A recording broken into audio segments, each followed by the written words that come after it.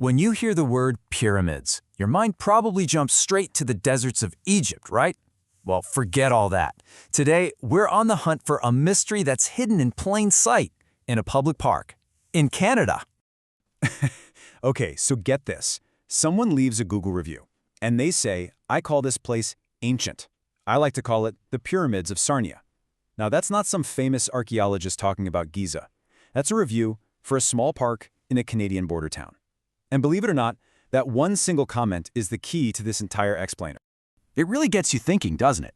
What if the biggest, most profound mysteries out there aren't buried under desert sands, but are actually waiting for us right in our own neighborhoods, maybe even in our local park?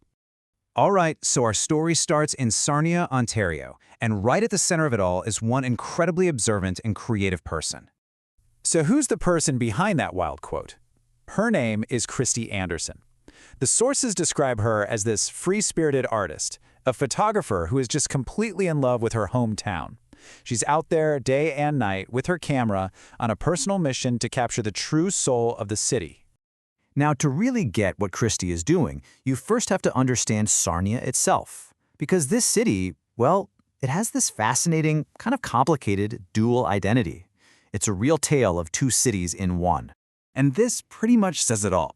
On the one hand, Sarnia is called a hidden gem, this beautiful place on the water where you can go to connect with nature.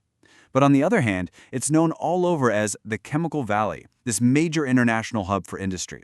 You've got natural beauty and heavy industry living side by side. It's a wild contrast. So, when you live in a place that's pulled between two such different worlds, it's only natural that people are going to look for a little bit of peace, right? A sanctuary. And for a lot of them, they find it in the city's parks. And a perfect example is Canadara Park. It's really the crown jewel of the city.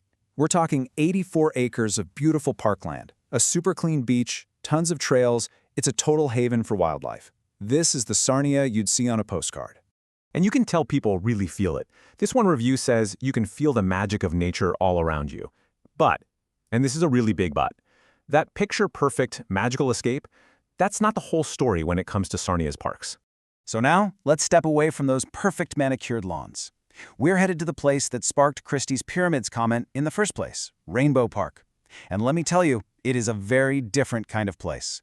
At first glance, it seems fine. People say it has a massive play structure and a nice view of the water. It sounds pleasant enough, right? Pretty standard stuff for a city park. But then you start reading more reviews, and you find stuff like this. It talks about potential, but also about drug use. And that 2024 update is just, wow. Park is now a homeless encampment. This is a place where the city's very real, very tough social challenges are right out in the open. And this is exactly where Christie's work is so important. She doesn't just stick to the pretty flowers and the sunsets. Her photography projects dive right into these realities. She actually documents Sarnia's homeless communities in these exact parks. She's not looking away, she's looking closer.